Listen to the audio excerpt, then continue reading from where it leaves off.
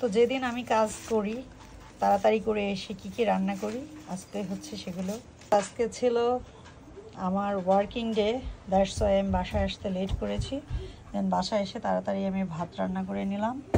আর এইখানে আমি একটু আলু, টমেটো আর ধনিয়া পাতা দিয়ে টুনা ফিশ ক্যান যেগুলো, ওগুলো রান্না করে নিয়েছি। আর এখানে যেটা করেছি, এটা আমি আমার বাগানের কুমড়ো শাক আলু দিয়ে, তারপর আমার গাছের নাগামরিচ দিয়ে সুন্দরভাবে এটাও রান্না করে নিয়েছি।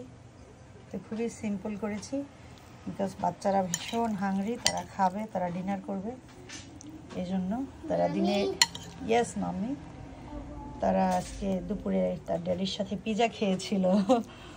যেহেতু আমি বাসায় ছিলাম না, তো আমি এসে ঝটপট করে তাদের জন্য একটু খাবার বানিয়ে নিলাম। শাকটা আমরা বড়রা খাবো, বাচ্চারা শাক খেতে পারে না, তারা টুনা ফিশ খুব পছন্দ করে। তো এটা হচ্ছে আমার ডিনার। কেমন হলো আজকে রাতের খাওয়া দাওয়া আমাদের?